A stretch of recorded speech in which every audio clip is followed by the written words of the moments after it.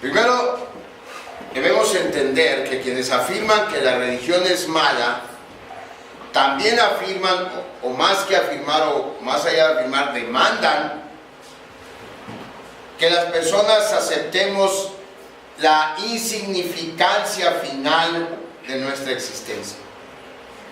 Es decir, el pensamiento ateo no solo te dice no creas en la religión, pero también te demanda que aceptemos que como seres humanos nuestra existencia, en última instancia, es insignificante. Nos pide y nos demanda que aceptemos que fundamentalmente la vida no es más que una lucha brutal por sobrevivir y por pasar nuestros genes a la siguiente generación.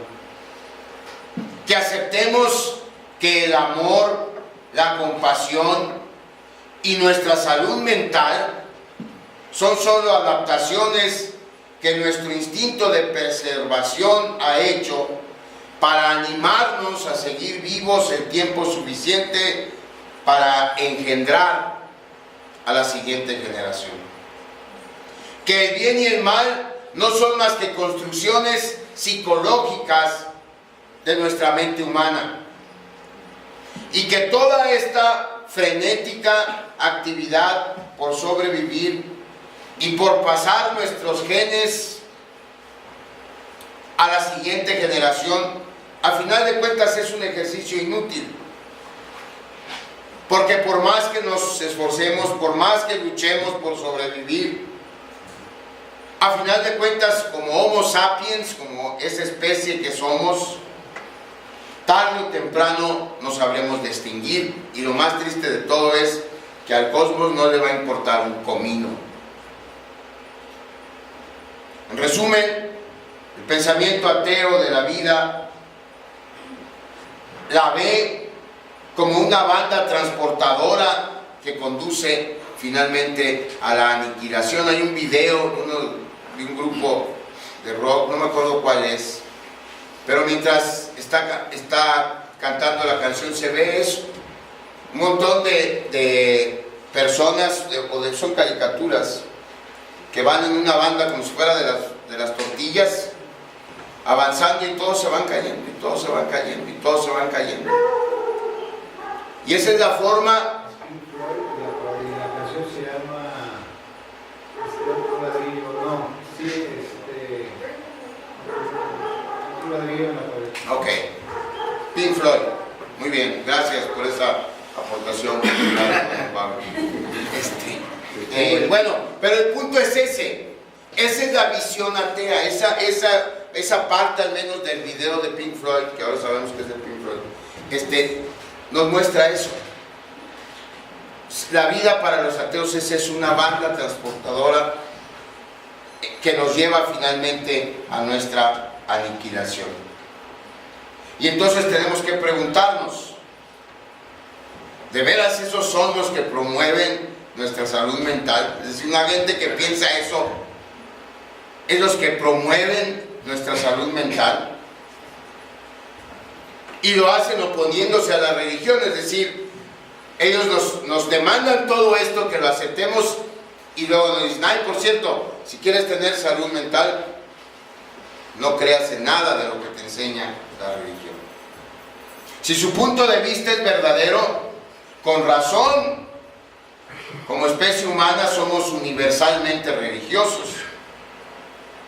Necesitamos un Dios que nos dé esperanza para enfrentar esta terrible realidad inútil y desesperanzada.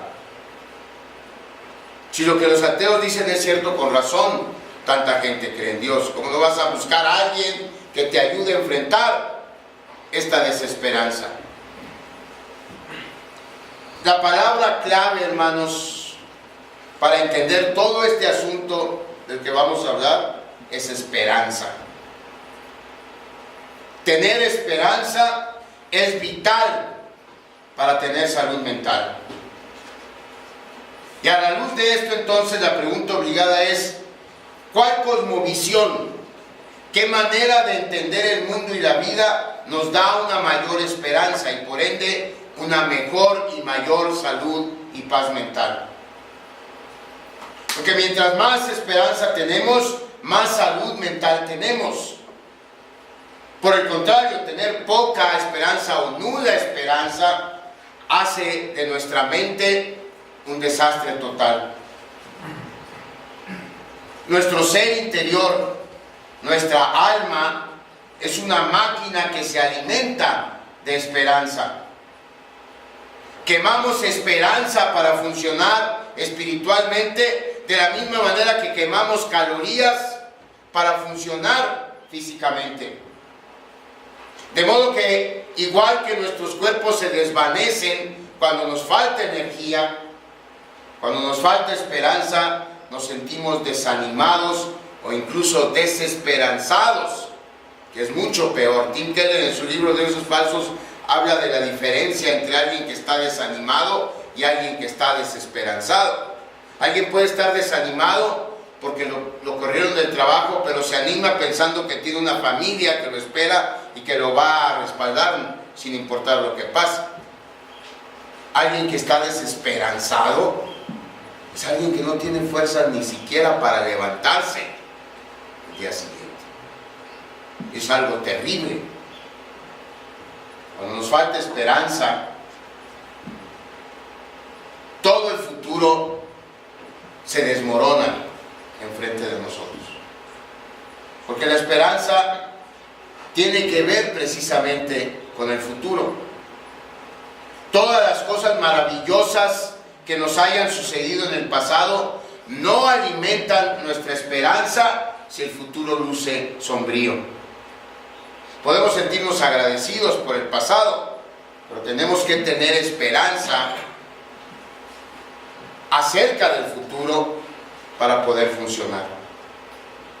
Cuando tenemos esperanza, el mundo luce maravilloso. El mundo luce lleno de posibilidades. Tenemos dirección, tenemos curiosidad. Cuando tenemos esperanza, no pensamos en desperdiciar nuestras vidas atados a algún vicio o algún mal hábito.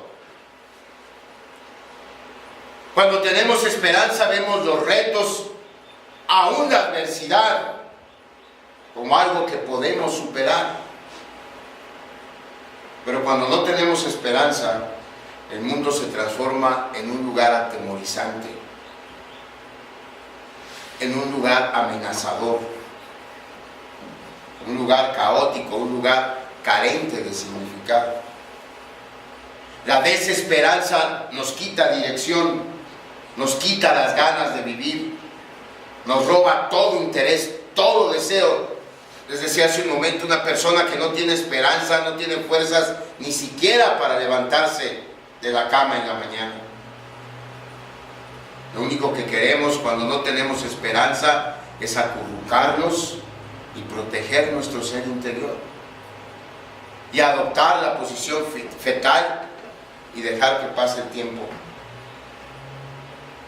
De modo que podemos decir sin temor a equivocarnos que la presencia o la ausencia de esperanza es un indicador poderoso acerca de si tenemos o no tenemos la cosmovisión verdadera. Si tenemos una cosmovisión verdadera o si tenemos una cosmovisión falsa. Quiere decir entonces que como seres humanos estamos diseñados para vivir en esperanza. Y como la esperanza tiene que ver con el futuro, la única manera de tener esperanza es creer que el futuro es prometedor. En otras palabras, estamos diseñados para creer en promesas. O aplicando un término cristiano, estamos diseñados para vivir en fe. Aquí es precisamente en donde la cosmovisión atea falla como indicador de la realidad. Porque no nos ofrece nada para tener salud mental. Es decir, si la salud mental tiene que ver directamente con la esperanza, entonces la cosmovisión atea no nos ofrece nada. Porque lo único que nos ofrece es autonomía. Es decir, el pensamiento ateo nos dice que uno puede vivir la vida de la manera que quiera o que pueda mientras llega nuestra hora de desaparecer. Y cada que me topo con una idea de este tipo, me acuerdo de la escena de la obra de Shakespeare, en donde dice: la vida no es más que un idiota que sube 5 minutos al escenario, grita desesperadamente su discurso estúpido sin que nadie lo escuche y se baja del escenario.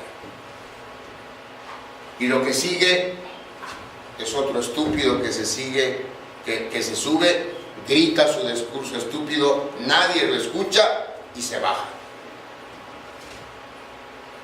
Así de triste es la existencia cuando se ve desde el punto de vista desesperanzado de un pensamiento ateo. Y eso no contribuye nada a nuestra salud mental, no aporta nada para ella. Los que no creen en Dios o piensan de Él solo como una ilusión que los cristianos hemos inventado para soportar esta vida, deben crear entonces alguna otra ilusión que les dé esperanza. Tristemente, esa ilusión cada vez más se vuelve el suicidio.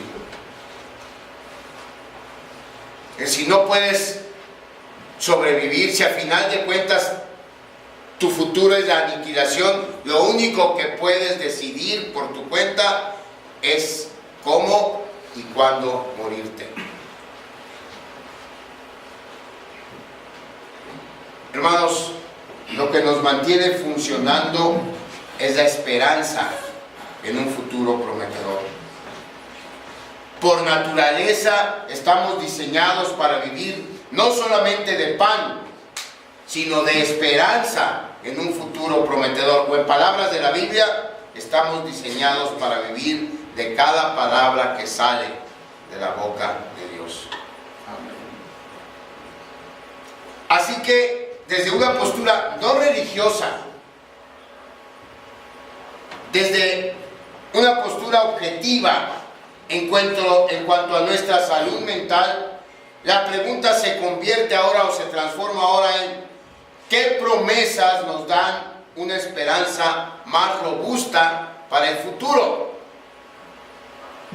Si para tener salud mental necesitamos esperanza, si la esperanza tiene que ver con las promesas acerca del futuro, entonces tenemos que preguntarnos qué cosmovisión, qué manera de ver la vida nos da esas promesas para el futuro. Porque esas promesas van a contribuir determinantemente en nuestra salud mental. Y en realidad no tenemos que batallar mucho para encontrar la respuesta. Porque la respuesta está en nuestra cotidianidad. La respuesta está presente en cada leyenda, en cada historia, en cada canción, en cada poema, de cualquier generación, de cualquier lugar del mundo. ¿Qué promesa nos da la mayor esperanza para el futuro? Una palabra: la promesa de redención.